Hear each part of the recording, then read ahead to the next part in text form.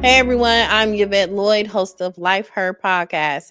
Today on Life Her Podcast, we are joined by a radiant force empowerment Candace Tell. She's a dynamic serial entrepreneur, award winning community champion, and she's a visionary founder of Empowering Queens, a nonprofit devoted to helping women prioritize their well being and walk confidently in their purpose. Through her love for fashion and a mission to uplift women, Candace uses her style as a tool to healing and self love.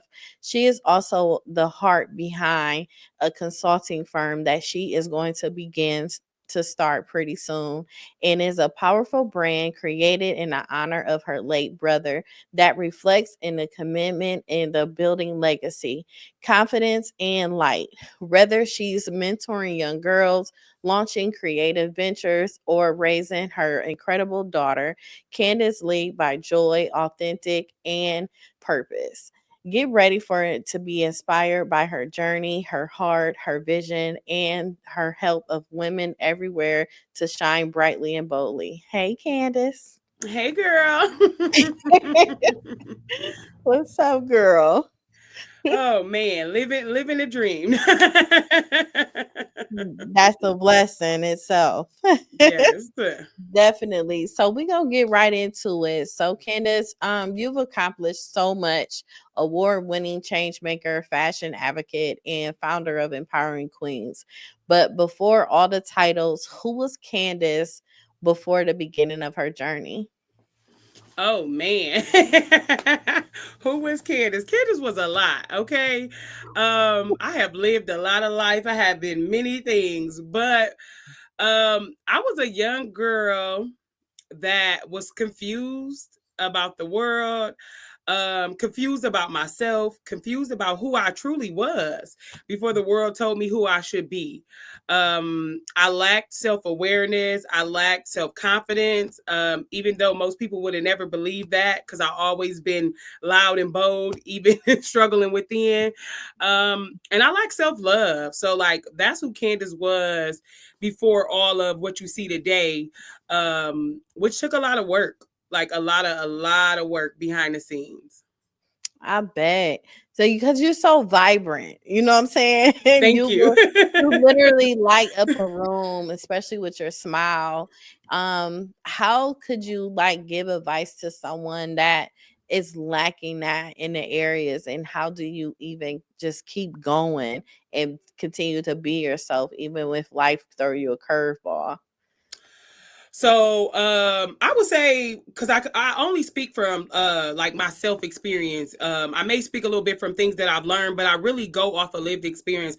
So for my lived experience, which helped me build my organization, the three pillars of my organization is mental, spiritual, and emotional well being, and that's what I had to tackle first in order to overcome everything in my life.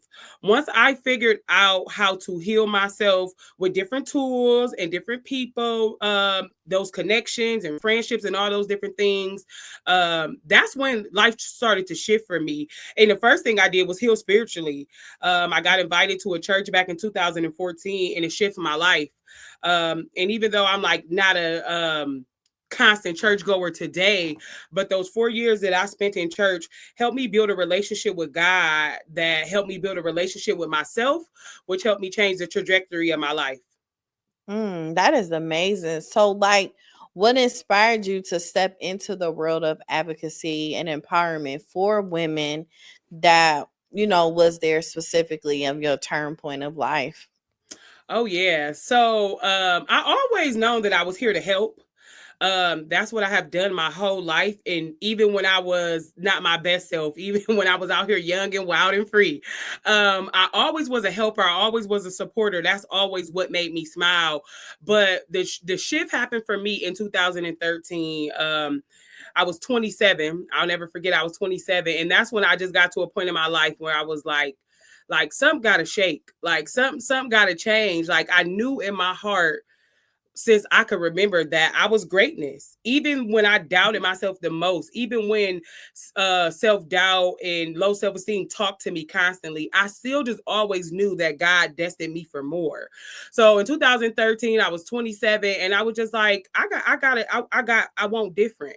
So even how I got invited to the church, it was a group of girls, like one was my cousin, one was my friend, and one was a cousin of my cousin. And randomly I had different conversations with all these women at different points, and so we came together and we created an organization that was a mentorship group for teen girls called Ladies of the Future. So that's when I first stepped into that role, right? Of course, working with women, you know how that go. We had to dissolve that after like a year. We try to keep it going a little bit, maybe like a year and a half, but within doing that, I knew I still wanted a nonprofit. I knew I still wanted to do work. I knew I still wanted to give back to my community.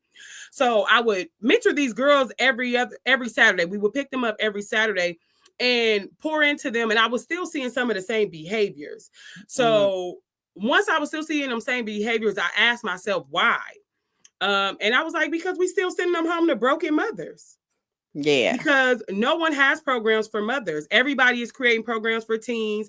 Mothers can call somewhere and get their rent paid, their light bills paid, and call, get food. They can call and get those necessities, but they can't call on nobody to help them with their emotional and mental well-being. So I said, that's what I'm going to do. I felt that it was a gap. It was definitely a gap in my life. I needed it badly. So I think I was going off of my need and then that lack that I was seeing out in our community. And I said, I want to be that woman that I needed. You know, that is amazing because, you know, when I had my girls program, I know most likely probably a lot of my moms needed help too. But it's like it takes a special person to do that. Yeah, It yeah. takes a really special person. And you know, we can only do the walks that God has put on us to do. And I applaud you for even just noticing that and taking the steps to even do that. So, with you openly sharing your story and triumph over your challenges, what has been one of the hardest lessons you've learned and how did you grow through it? Oh man. One of the hardest lessons I have learned in life is that loving yourself more than you love everybody else. Oh God. People don't like a lot of times when I say stuff like this, people's eyebrows raise and I get funky looks. And I mean, even more than your children. By me being a mother, I say a lot of things I think sometimes that rub mothers the wrong way, right? Or rub people that's not mothers and desire to be mothers the wrong way. And because from my lived experience throughout my life, and then just watching like my ancestors, like my grandmother, great grandmother, my mother, all of them, I watched them put everybody before themselves. And I Okay. didn't see a benefit in that. I didn't see them actually getting what they wanted out of life, what they desired out of life. I didn't see a benefit. So I was that person as well. I was living my life the same way. It was always what can I do for everybody else? What can I do for everybody else? So I was never pouring into me. That cup was dry, bone dry, but I thought I was being amazing for everybody else. But I'm a firm believer in, if your cup is not overflowing, you're not good for anyone. I was No. not good for anyone at that time that I thought I was, and I was just trying to change people, and I just needed to change myself. Um so like radical self-awareness and radical self-love is what has helped me immensely. Like literally loving myself. I did not love myself when I was young at all. Couldn't even tell you really what it was. So Wow. that journey of figuring out who I was to the point where like I love me down bad now. Like That's good. real bad. Like it may affect some relationships, but it's just like I feel better about the decisions that I make, the boundaries that I set. I had never set a boundary in my life. I had never seen Mhm. any women in my family set boundaries in their life, and still don't to this day. And I just really started setting hard boundaries about a year ago. but it Wow. has been life shifting. So from that lived experience, like I will die on a mountain about it. Like you have to love yourself more than anybody walking this earth, even those kids that came out of you. You know what I'm saying? Because when you love yourself real bad, you gonna love everybody else naturally. I feel like it's just a natural Yeah. flow. It just naturally flows like a waterfall. Fill you up Yeah. first. Yes. Yeah, it's an attraction too when Yeah. it comes to you loving yourself, because when you in a like in a lower space in your life and you not feeling too good about yourself, you are around people that notice that, and Mm-hmm. they take advantage of it and everything like that. So once you start to elevate and start loving yourself more and start recognizing things about you, you recognize things about other people. And Listen. seriously, and one thing that I learned is people do not like you loving yourself. Oh no, they Uh, don't. they hate it with a passion. They call it cockiness. You Tell you acting to be funny. humble. Yes, they tell you all types of stuff, and it's like, no, I'm putting me first, because it's taken away how they could like misuse you. You know what I'm Yes. saying? And what I've learned is you lose value when you're so available to Mm. people. You lose value when you so giving and so caring and everything, and your value like decreases so bad to a point your respect, that person, they don't respect you no more. Man, if And that ain't the then truth. yeah, so so after the fact of you dealing with stuff like that, you're the worst person in the world and you never done nothing for them, and Yep. you're I mean, you're everything but the child of God at that point. Yep. So, soon as people can't use you no more, soon as people can't use and abuse you no Yeah. more, you are horrible. You're the scum of the earth. You know Yes. what I'm saying? And they are trying to tear you down. And if you don't have that self love, you will start to believe it. You will start to question your true Yes. identity that you already know. I done questioned myself before off of what somebody else said.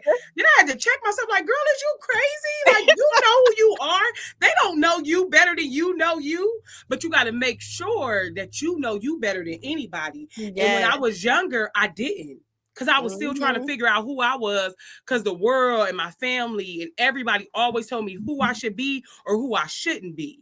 Yeah, You know, so and then that taints you from being able to walk in your authentic self.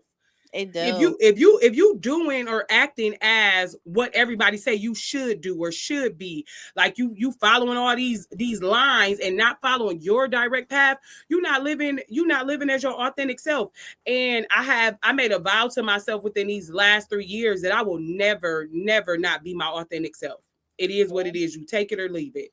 Yeah. Yeah. It's true, and it makes you feel good. But it makes you feel good because once people are removed from your life, you notice the blessings that start to pour into your Yeah. life, because God didn't want them to be there at that moment when he was going to give you something, because he knew what could happen, even though we will never know. But it's just a lot of times with us moving forward and elevating in life, it's just a natural thing. It's like no hard feelings, no hate or Yep. nothing like that. It's just I'm walking for God and me. Yep. Yep. I always tell people, I have had many friendship groups, and I have never fell out with anybody. That's Maybe a blessing. one person might say I fell out with her, but like out of all these friends, I never fell out with them. I just naturally grew apart from them. That means we just like Yeah. naturally stopped calling each other. We just naturally stopped hanging out with each other, because that's just what God seen fit. I was Yeah. growing one way and they might have been growing the other way, and no hard feelings. Still Yeah. love them to this day. It's just Yeah, that me too. God needed other people to come in my life in this season Yeah. to help me go where I'm going. And I do believe that I'm just that type of person, and my life is just going to be like that. I had to accept it, because I was like, dang, why I don't got friends that been my friends for 20 years and stuff like that. And it was just like, because that's not your walk. That's not your walk. You're gonna always have a new group of friends, maybe every 5-10 years. I don't know. But I feel like God always put the right people in my life for the season that they're supposed to be there. And that's why when we do go our separate ways, it's never bad blood. Because I Yeah. don't like to create bad blood with, not even in romantic relationships. I'm like, just go your way, I go my way. Yeah. Make the peace. Yes, Yes. yes. So your nonprofit Empowering Queens, it focuses on helping women rise. What does true empowerment look like to you? So true empowerment looks like to me is allowing someone to show up as themselves and giving them the tools to become a better them, not a better not what society says, because I believe that I believe a lot in individualism. You are Yeah. you. I nothing I don't want to teach you how to be Candace. I don't want to empower you to be me. I want to empower you to be you. So that means with your gifts, your talents, your traumas, your pains, because all that shapes us, right? So I want to empower you to be able to overcome those traumas and those pains so you can walk into your purpose and fulfill out your life's duty. So that's what I want to empower you with. That's why I focus on those 3 pillars, because I feel like if you're empowered in those areas, like everything else gonna come naturally. Finances, like once I healed myself, like I don't know how. I really don't know how. Like I just got better jobs naturally. Yeah. I was in different rooms naturally. I met better people naturally. And I think that goes back to what you said earlier. When you love yourself in a certain way, it radiates that way. It does. And when I was younger and I was broken and I was just doing whatever and doing whatever for everybody, my value wasn't seen as what it truly is. But once Yeah. I healed myself, God was like, okay, now it's time to put you in those places. Now it's time to give you the more finances. I ain't to the point of wealth where I want to be yet, far Yeah. from it, but I'm far from where I once was, you That's know. great. So I think that all comes into play. You know what I'm saying? With that is because I feel like things just naturally flow to you when you heal yourself. Like It healing, does. and you're gonna be always healing, right? I feel like healing is not a No. stop. It's Yeah. constant.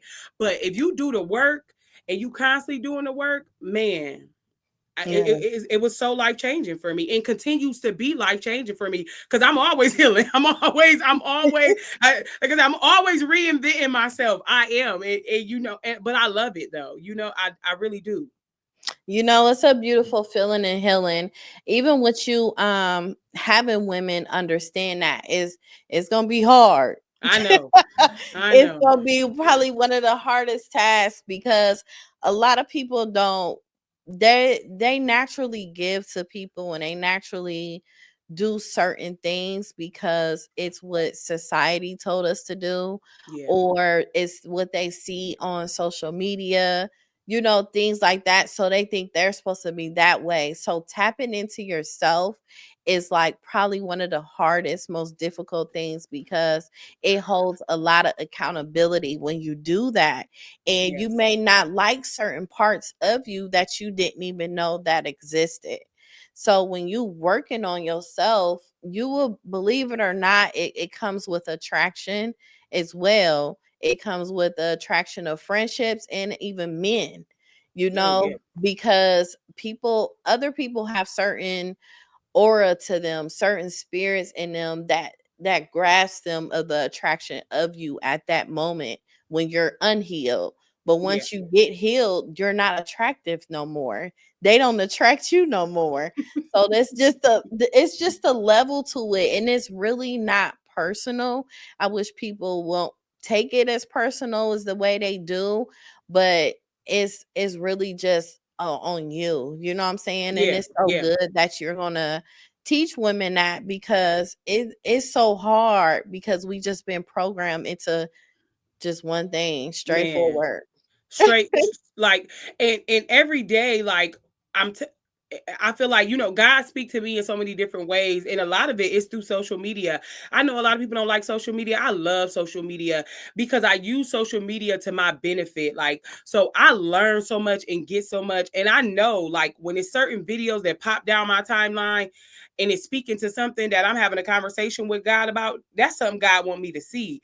So with, you know what I mean? So with that, I pay attention to the different like things that I hear. And I feel like a lot of people right now is trying to break out of that They are. societal norm. Like if people are jumping out of that box. And I love that, because I believe that's what we have to do, really, if we want true healing. And I, like you said, and I'm not fully into my organization, how I know I will be within like the next 5 years. And I know it's going to be an uphill battle trying to change women's mind. Cause I once was, you couldn't change my mind about nothing. You know what I mean? Hey, this is what I know. Listen, this is what I know, and I stand on it.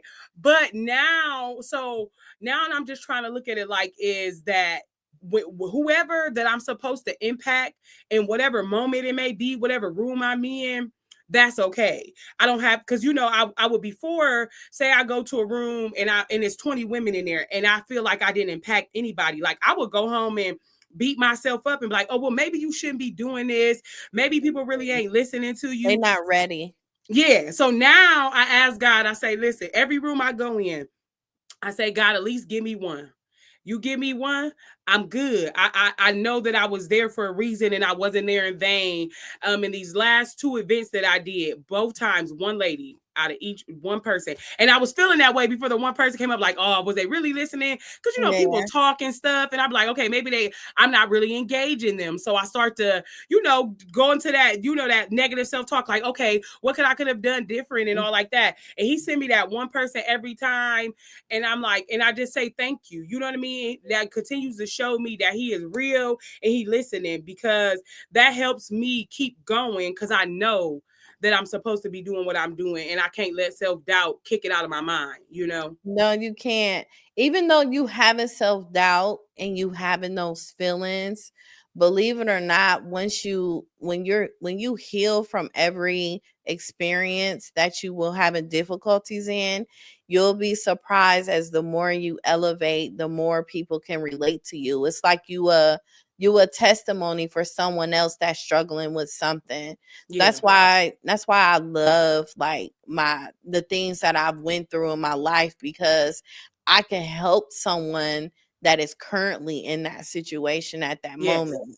It's sure. like we can't take that away. So you could just, girl, listen, you gonna be all the way together in a minute. I'm telling you. Listen, I always tell people, even before like me and you actually like knew each other. I think we just followed each other on social media, and I knew of you. But when you had started going through like your losses that you took and your grief, I will always tell people like, she is amazing, because ain't no way.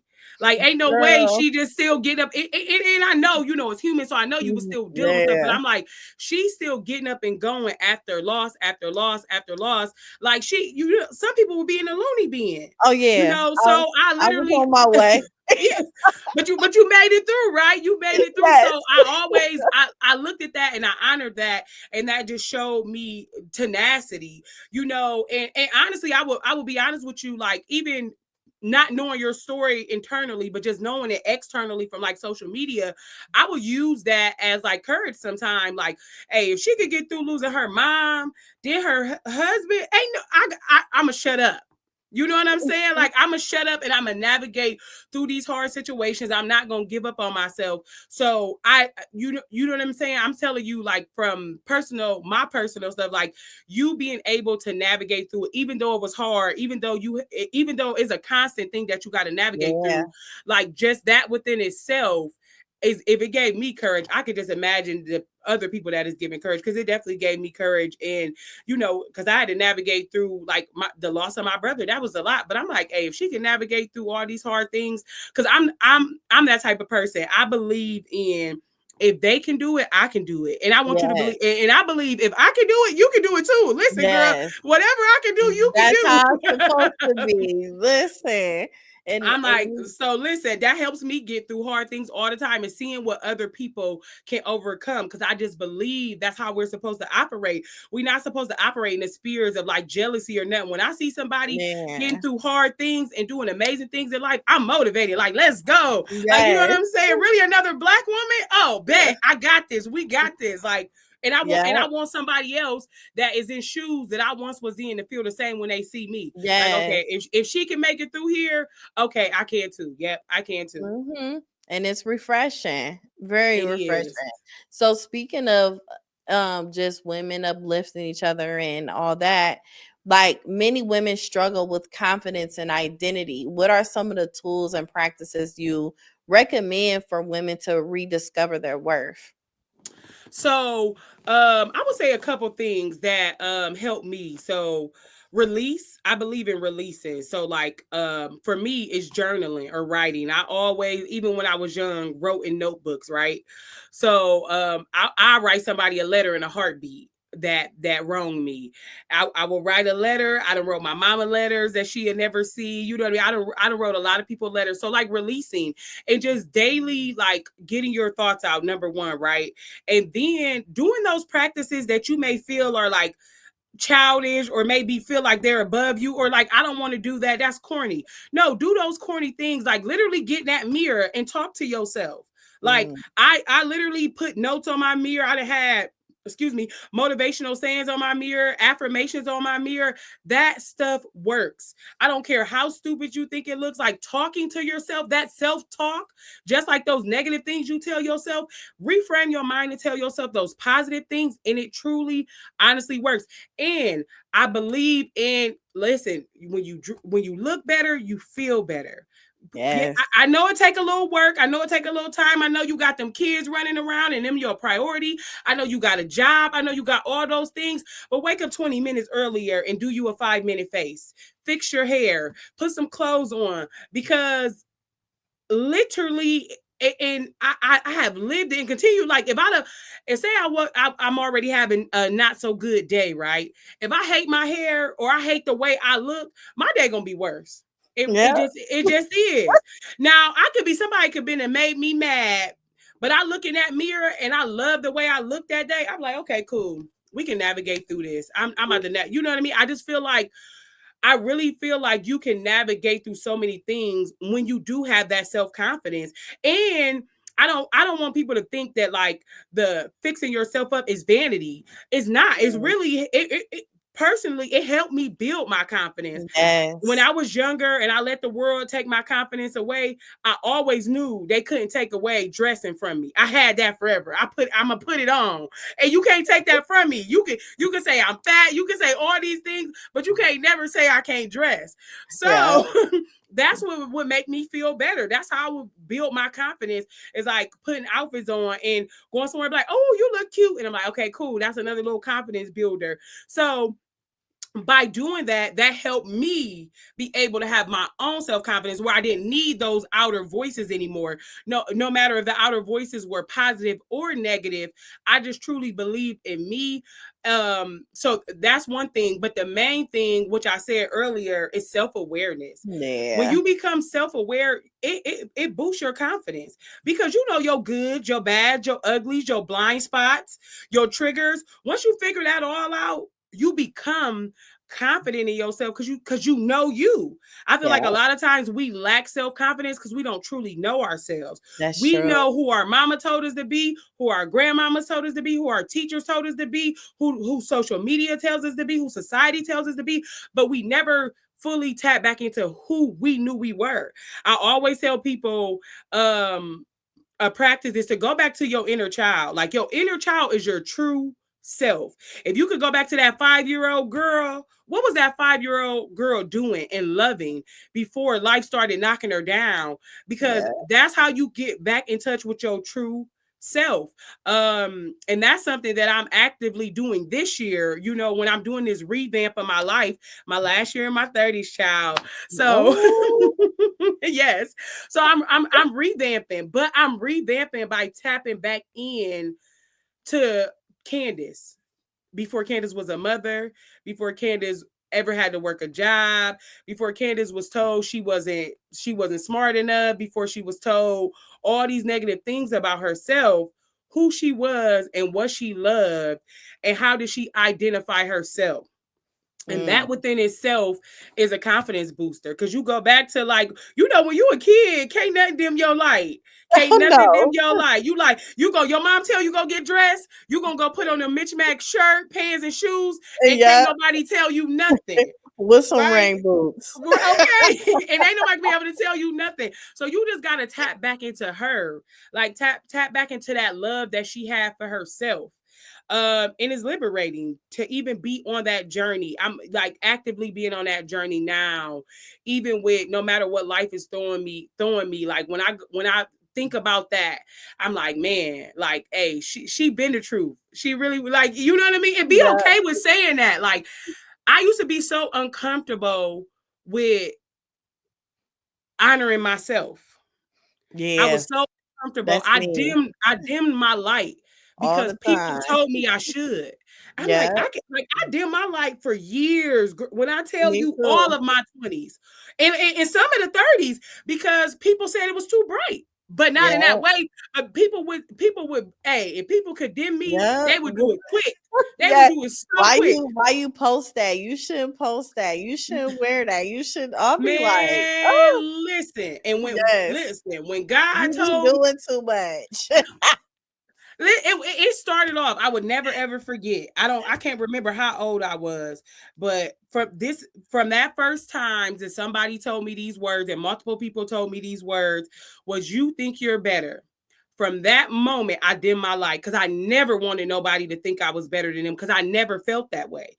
So since they couldn't see it internally that I didn't feel that way, I made sure externally, okay, when I go to, and I would do for different rooms. Okay, if I go in this room with these people that think I'm bougie, I'm about to let me dim that real quick, because I don't want them to think that I'm bougie. I don't want them to think that I'm better than them, because I just want to kick it with them. Like they, like, you know what I mean? They don't Yeah. understand. Like, I'm a multifaceted person. Like, you know what I'm saying? I Yeah. just want to kick it with them. So I would automatically just dim my light all the time.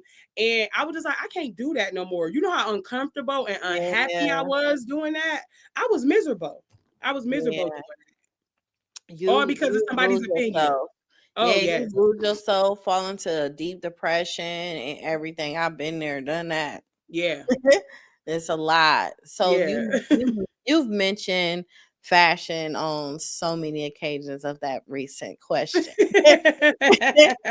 So you use style as a form of healing and self-expressions. How do you believe fashion plays a big role in boosting confidence and mental illness wellness when it comes to individuals to really understand and grasp it even more than what you've already explained? So I believe that fashion allows you to show your true identity and be yourself.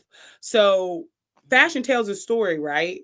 Um, so I say, if you, it's different styles. So if you dress bold or you a minimalist, like you may be introverted and you may not want to catch everybody's eye. So you may be a minimalist. So that means you may have a uniform. Like I wear black shirts and structured blazers and jeans, and I wear this same loafer or pump, because you want to kind of like downplay yourself, not downplay yourself, but you don't need all the attention. You don't want it. You know what I mean? But you may be bold and you may be into mixing patterns and prints and Yeah, colors and accessories, but that helps you tell your story. That helps you, that's your voice without saying a word. You yeah, know, it introduces you into the room before you open your mouth. So that's why it's like, people used to say back in the day is your calling card. Like how you represent yourself in your fashion is mhm, your calling card. So I feel like that's why it's good for your well-being. Because I always tell people, whether you want to believe it or not, or whether you want to admit it to me or not, when you yeah, are not taking the time to put yourself together, I know you're struggling with something mentally. I do. mhm, Because yeah. you can't tell me, and really as a woman, that you don't like dressing up and looking good. You do. It's a lot. You do.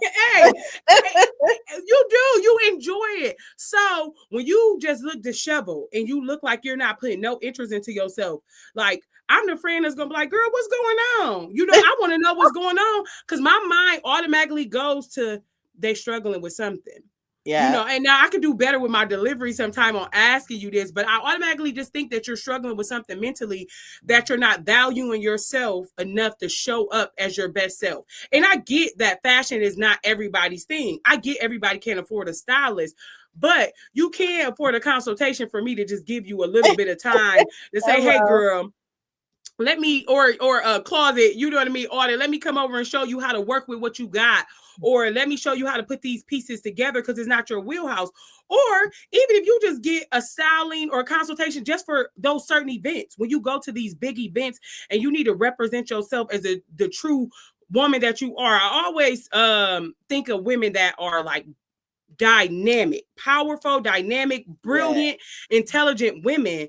But the way that they represent themselves within their fashion choices, you would never know unless they open Mhm. their mouth, right? But you don't get to have a conversation with everybody. But everybody in the room gonna take a look at you. Yes. So you want to represent yourself to the point that even if I wasn't able to verbalize my intelligence, I'm still able to show up in a room and say that I am who I am. Yeah. And that's what fashion does for you. It It does. represents you without using your voice. And I feel like is a part of healing, because I feel like when you start to heal yourself, even if it's not your forte on maybe putting the best outfits together, but most people can put themselves together very well, but they don't take the time and the attention to do it. They don't prioritize that. They put that on the end, the back shelf, and everything else comes before that. And I kind of want them to just change that a little bit. You know what I Yeah. mean? Like it could come second in your life, maybe third, but let it show up. Let it show up a little sooner, because it's your. I'll say it old school. It's your calling card. It's your voice before you open your mouth. You know, that's so true. Cause when I was in high school, I got best dressed, but it was like somewhere in my 20s, I just really stopped dressing all the time. I think Yeah. because I did it all the time and I just got tired of it. As long as I had on some clean shoes and a cute purse, I was cool. Yeah. But it's so crazy because recently, you know, after my mom passing and stuff, my mom was into fashion. Okay. So now I be like, what am I gonna wear? So I got so many clothes put together, and I was a tomboy at that. I Mm-hmm. like to dress comfortable. You know what Yeah, I'm me too. saying? Me too. Believe it Yeah. or not, I do. I love a Yes. jogging set. I love a jogging set and a sneaker. Yes, but it's like now I will wear a jogging set with some heels, Hmm. or maybe even with a button up blazer, a shirt, and with a blazer and a Yeah. Yankees hat or Yep. something. You know, I just still have to have that tomboy look, and I'm Yeah. just now getting to the point where I could just put a whole tomboy outfit together, and I could just mess around and just throw some heels on with it. Yep. Look, elevated. I call it elevated streetwear. Yeah, So that's your elevated streetwear look. You know what I'm saying? yeah, I'm actually, before I had a kid and couldn't afford it, I'm actually a sneakerhead. When I was young, like I spent all my little paychecks on sneakers, and I shopped in the men's department. But I call myself a very eclectic dresser, because one day I could be in my streetwear, the next one I'm dressed to the nines, next one I'm dressed business or business casual, because yeah. I just love clothes. I love clothes, shoes, purses, accessories, all of the things. And I always have. I play dress up in my mom's closet all the Girl, time. me too. That's why I've been working out so I can get in her clothes. Girl, listen. And I could think about the time of my life where I was struggling with my confidence, and I was just struggling with like life and being in survival mode, and I was not dressing. And but I had nobody in my life to notice that, like, oh, like Candace ain't Yeah. putting it on. But I had became a leggings and t-shirt girl at a point in my life. So Oh, that's me how I too. know from lived experience that sometimes when women just give up on their outer appearance, Yeah. it's something internal. And it was something And internal. I wasn't loving myself. you know what I learned about leggings and a t-shirt too? You don't even know if you gaining or losing weight. And Oh weight no. weight done increased so much because But you you've can been still fit wearing them this leg. leggings. Yep,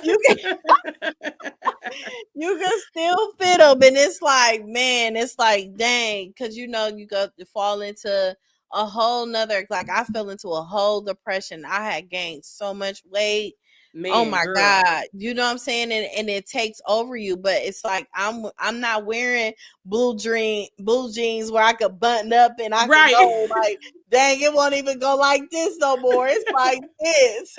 Girl, then I started buying the stretchy pants where the top is just stretchy, and they was all Yes. pull on pants. They was all pull on pants. I'm telling you, and you don't know. You don't know till that No. one day you go to the doctor and you be like, damn, Yes. That is damn, true. yes. Yes. So speaking of like depression and like dealing with grief and stuff, sorry for your loss of your brother. Thank you, How has grief shaped the way you live, lead, and create today? man. So grief was different for me because I was fortunate enough to go throughout life for a long time without losing anyone. Um, I was what 32, yeah, because my brother was 30. So I was 32 when I lost my brother. I lost my brother in 2018. And that was the first hit I had took. So like for that to be the first hit and it be such a heavy hit, um it was difficult. But I'm a person that I had to actively work on this. I call it mastering the okay. I mastered the Mhm. okay when I was young. I mastered the okay when I was young. So to the point when I lost my brother, I thought I was okay. What made me realize that I was not okay? My brother had, he would have times where he would be in and out of jail.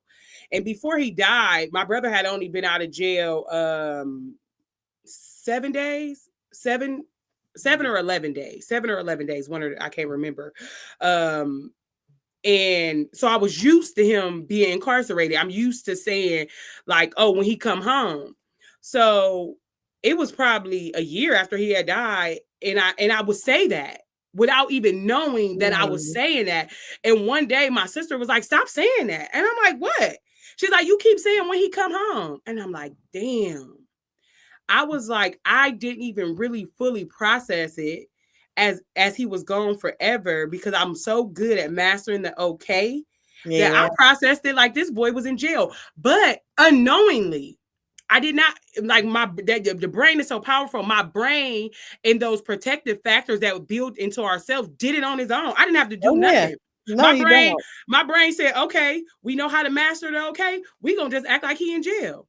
Yeah. So I had to, so then that was a year. So I had to go back and like say, no, you got to fully grieve now.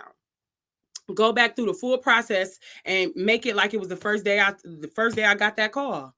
And I had to Mm. go through that whole process and truly understand that he was gone and never coming back this time. He wasn't just away for a couple months or a year. I would never see him again. And that was hard. It was I hard. bet. And I'm such a person that like I care about how other people feel. And the hardest part was caring about how everybody else was navigating through that because I know I'm built a little different, right? I know God has blessed me immensely to have the resilience that I have, but I knew my mother and my siblings don't have that same resilience. So Mhm. I would grieve more for them than myself. Mm. And really my mother, watching somebody lose their child hit different, you Yeah. know, it really not understanding if they truly have the tools to navigate through it. So what I said I would do is I always believed in this. And I say I'm a firm believer in trying to practice what you preach. So Yeah. before I lost somebody, I will always tell people that lost people, right? And they would be broken for years. And I believe don't die with the dead. Like I believe that. So I would tell people you can't die with the dead. So if you are hurt that you lost your mom, you heard that you lost your dad, you heard that you lost your siblings, I would say honor them. And this was before I lost anybody. I would say honor them. So once I lost my brother, and I'm like, okay, you grieving, you know what I'm saying? You mad, you sad, you all these things, but you gotta practice what you preach.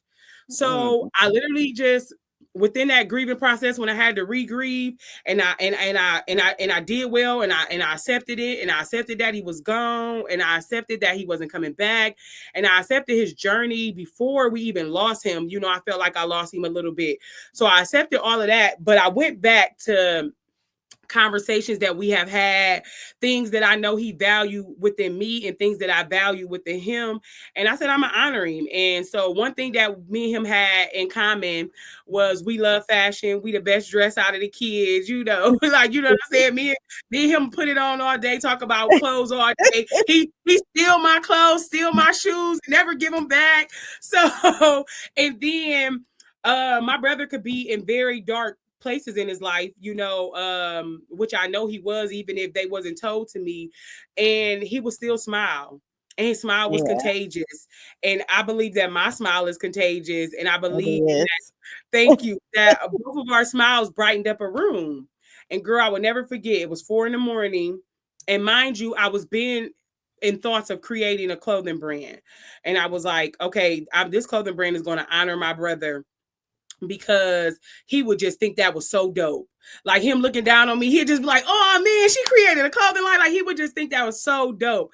So I was like, I'm gonna create my brand. And I didn't want to just create a clothing line under the brand name. So the name is my brand altogether. Everything I do from here on out will fall under that umbrella.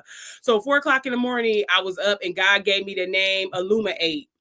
So with a play off of the word illuminate, because illuminate means to brighten up a space. Brighten the space. So since our smiles brighten up the space. And then my brother was born on 8/18/88. So 888.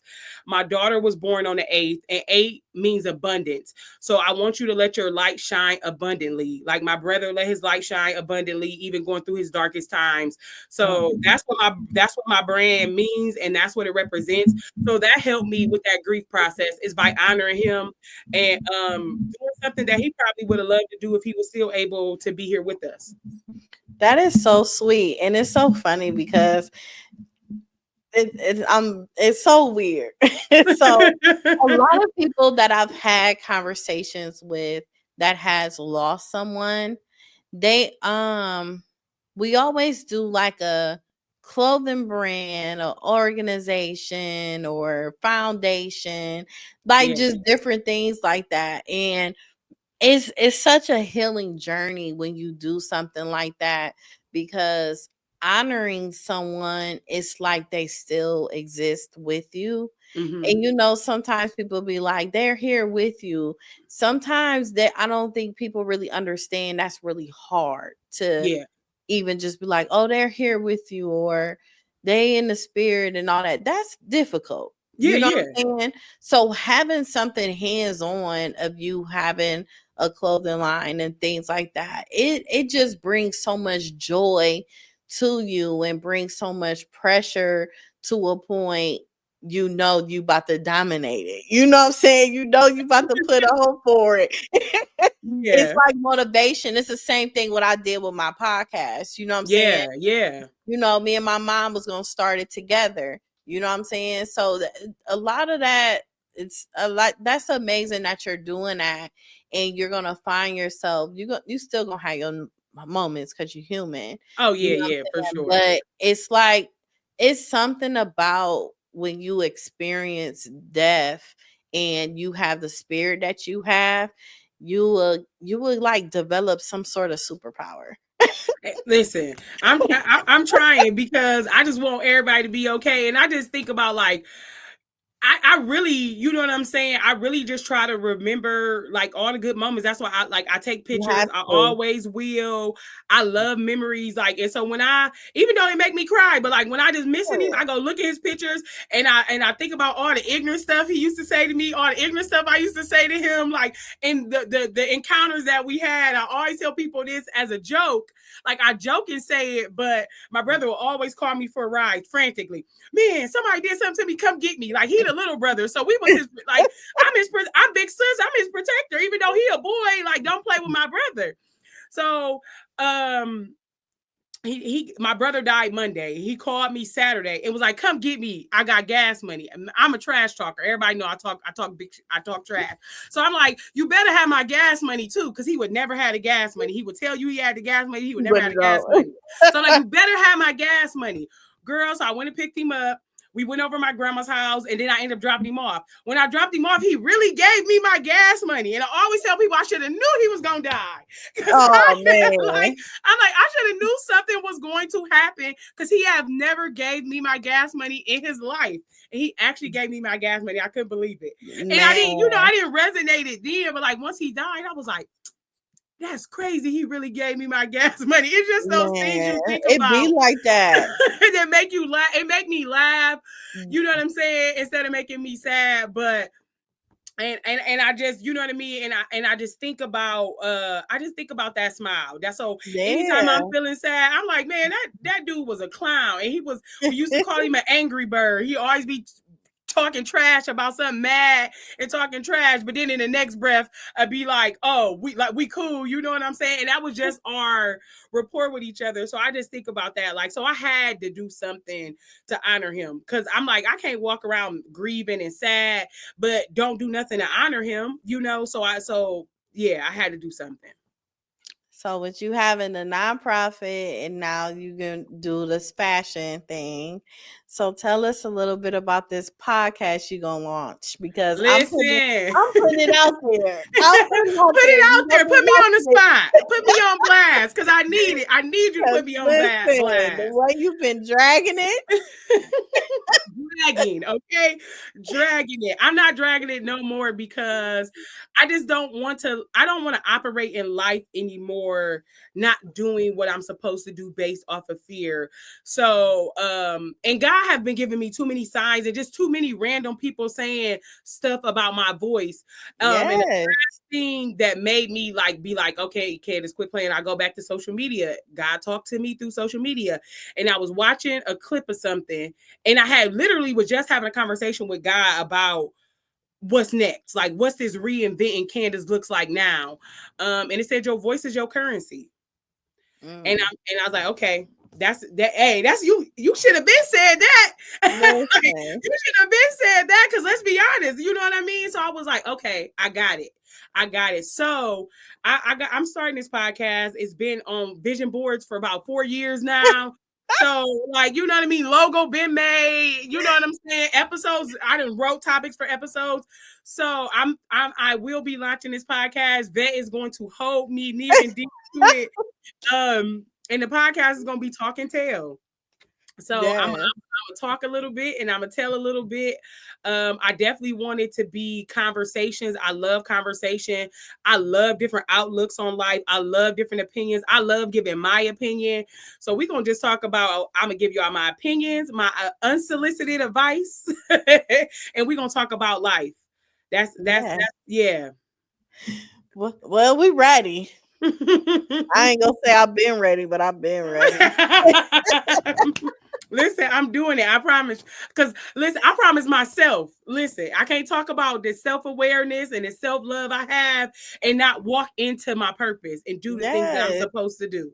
You got to. Yes, I'm doing this for myself, and I know that God want me to do it. So hold me to it. Don't let me just talk. Don't worry, you're gonna get a random inbox. Don't worry about that. So, thank you. I appreciate it. So what do you want your daughter to always remember about you and how you and what you stand for? Oh man. That's one, because you know, she 19 and she don't think I do nothing. She be like, I don't know, you just be at meetings and stuff all the time. So but one thing that I want her to get from me, if she don't get anything else from me, is how to be resilient and understand that anything that you go through, you can get through. Every single storm, every single dark cloud, even if it's the baddest, you on your knees bleeding, you can come up, patch those wounds up, and keep going. That has been a testament of my life. I know my life has not been as hard as some people, but it has been hard for me in a lot of ways. And I always have been able to get back up, because I don't know what else to do. You know, I really honestly don't know what else to do. So I really want her to get that if she don't get nothing else. You know, I don't care if she don't like me. I don't care how she feel about me. I want her to understand that in life, you're going to go through some hard things, but you can get through all of it. All of it. You don't ever have to give up. give it. You don't have to give up. That's the last thing you have to do. And you can navigate through hard things. Yeah. Yes, you definitely can. Listen, Yeah. Yeah. that's for sure. So, for the women that are listening right now, even some of our men that's listening who feels lost and unsure about their purpose, what would you tell them? So I would say go inward. Go inward first. We look for a lot of outward and external validation. We look for the world to tell us what to do next, even on social media. What's the next trend? What's the next hot thing? What am I supposed to be doing right now? Um, Me too. You know what I mean? I've been that way too. But one of the best things that I ever did for myself, and I believe one of the best things anybody, men, women, can ever do for themselves is go internally, dig deep within yourself and figure it out from there, and then let the external things, because I believe some external things should influence us in different ways, but be so secure within your internal self that can't nothing outside of you rattle it. Don't let Mm. nothing outside of you rattle who you truly are. If somebody look me in my eyes tomorrow and tell me I'm the worst human being walking this earth, I'm gonna look at them like they're crazy and walk away, Listen, you because better. I know who I am internally. So no matter what Mhm. you say about me, I have heard some things about me from people, and Girl, I you be and like, me for both. real? I be like, You for and me real? both. And What are you talking about, Willis? and sometimes I scratch my head like, hold on. And before I became super self-aware, I would have believed them, because I would Yeah. have believed their opinion. But now I'm like, nah, that ain't me. And I'm sorry if that was your experience of me. And if you would allow me, if you want me to change it, I will. But if not, I'll let you roll how you want to roll. Mhm. Because going internal will shift your life. And Doing it that feel internal good. work will shift your life. It feel good. Oh man, it do. It 'Cause really do. I feel damn good. Yeah. It's unexplainable. It's really It is. unexplainable unless the person you're talking to can understand it. I just and since I'm like actively still just doing it, like I just feel so much better. Even when I'm still human, even when I'm still having those human moments, them Mhm. human experiences, I still can revert back into those tools and be like, man, this is amazing that I love myself a way I never have before. Never have Yeah. before. Man. It feels good. And you know, experiencing watching my mom take her last breath and finding my husband unconscious, Yeah. it just changed me. Like, whoever think they knew me before 2019, you do not Baby. know me no more. Listen. You absolutely do not know who I am. At Like, all. I'm a completely different person. My tolerance level is different. I get triggered differently. I remove myself quickly.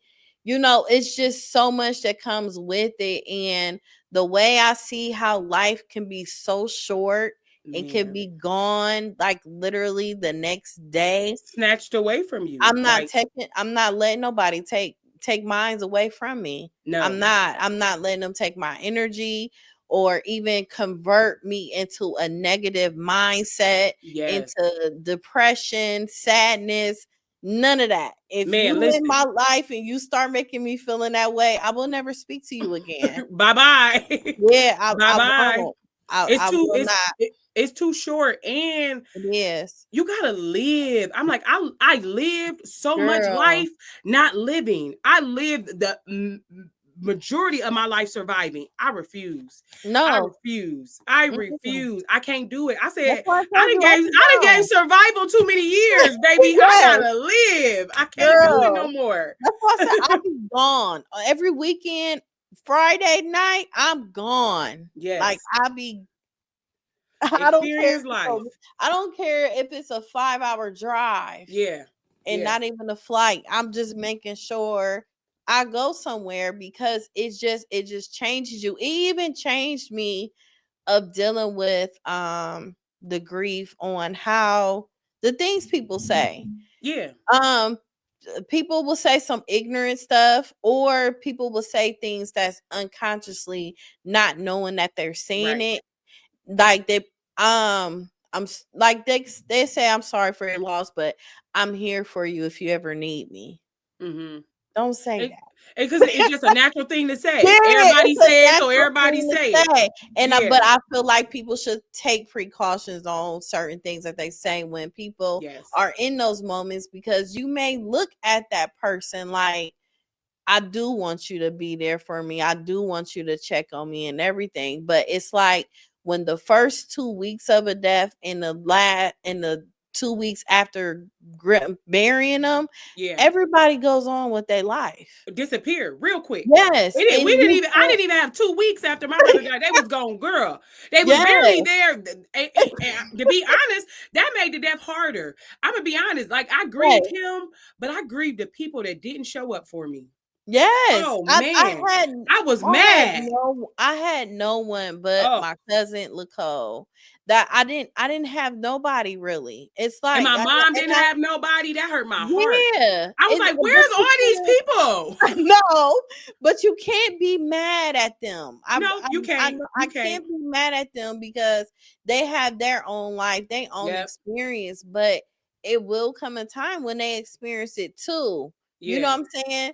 But it's like you just can't be mad at them. But like being in those moments alone by yourself, crying, Man. hurting, thinking suicidal thoughts, Yeah. like why me, I shouldn't be here, like it's just so much stuff that go through your mind to Yeah. make you lose your mind and sit, girl, I thought I was gonna have to go to the fifth floor Listen. somewhere or I something. bet you did. I And bet you it's did. just, I don't know, it just changes you so much. The focus that people will have, or the perception they have on me or anything that I'm doing, it's not even my focus. I don't pay attention to nobody.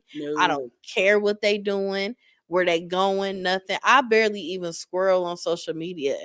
And Yeah. it's like my mind is somewhere else. Yeah. It's just somewhere else. I'm trying to be a multimillionaire. I ain't Okay. doing nothing And else. and he is. Yeah, Listen. And yeah. that's the goal, baby. Listen, that's the goal. Because Yes. listen, I ain't that's even how gonna you say I'm change lives. trying. I'm not even gonna You say I'm are. trying. I'm You going to doing. be one. You're going exactly. You're I am doing. going to be one. You're And active. You're actively doing it. yeah. Actively doing it. Yes. Yes. Yes. But Listen. it's just always possible. And I just always want you to keep going and keep thriving, and stop self-sabotaging yourself when it comes to you executing your Yeah. brands and doing the things that you do, because you're very gifted. Thank You're you. gifted. I always told you, you have a voice for podcasting. I can see your podcast maybe even surpassing mine. You know what I'm Thank you. saying? That's what we wanted to do, because we need to hear more genuine, passionate, good women on these podcast shows that is really speaking their truth, and know how to treat people. Yeah. You know how to treat people. I So try. seriously, as long as you try, you know what I'm saying? Yeah. I've always had a great experience with you, so I can't speak on how other people feel. That's personal to them. Yeah. But the way other people will love you, it's a world full of people. Yeah. Like, and I realized that even with me podcasting, my podcast is literally in different continents of Yeah. people listening to it, and all over like literally all over the world. And I don't even know what some of them be saying. Hey, but listen, But they listen and if they they tuning listen, in. they That's know the what I'm goal. saying, and they Yes. tune in. But it just feels so good meeting so many people all over the world or being on my show. And I just want you to be able to experience that too, because you deserve it. Thank you. I appreciate that. I truly do. You do. I look. I'm gonna do the things. I'm gonna do the. I ain't standing in You my own better. way no more. I ain't standing in my own way no more. Look, You don't stand in better. your own way. Yeah, because I've been looking for you on TikTok with your fashion, I because know. I've been you I've was been you was slacking. blowing up. I know. It was I've been blowing up. slacking. It was going. Your numbers was numbering. And then you Listen, just was like, womp. I know. Then I get a job. Yeah, I'm telling you, you just gotta prioritize your time when it's time for you. You know what Yes, I'm saying? yes. You could do a whole day of content or working on certain things that you do. You gotta make yourself available for you. Yeah, yeah, and that's what this pivot, this new life pivot is doing. Like focus. And I said it every year. I said, and I do start doing it little bit by little. But like Me? now, I was like, listen, I ain't playing with. Listen, I ain't playing Listen. in these 40s. I tell people, listen, this I will be 39 this year. That means I got one last year in these 30s. When I turn 40, is gonna be the best time of my Oh life. I yeah. don't. Oh, the 40, best time of 40 my life. 40s is amazing. So far, I'm 41. I already Listen, know what I'm shoot. By the time I'm 45, I'll be where I want to be. no, but for And real, it's but for it's like real, it's a great feeling. It yeah. really is. Yeah. It is. But girl, go ahead. But let people know how to contact you if they want to be a part of your nonprofit organization, and also how can they follow you or even get fashion tips. Okay. So Instagram, we have a Instagram page for Empowering Queens, which is empowering.queens. My personal Instagram page is big_fly_beauty, big fly beauty.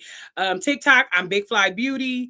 Facebook, Candace Tell. You can connect with me that way. And we do have a website as well for Empowering Queens, empoweringqueens.org. So you can go on there, see what we got going on. You could drop me a DM. I'm open to DMs. We got different events, different ways if you want to become a donor or community partnership. I'm very, very big on collaboration. So any of those ways you can get in contact with me. Okay. Well, thank you, Candace. I really appreciate you. Thank you so much. I really appreciate the opportunity to be on Life Her Podcast. Thank you, everyone, for tuning in to Life Her Podcast. Make sure you subscribe on YouTube and also listen to Life Her Podcast on all major platforms audio.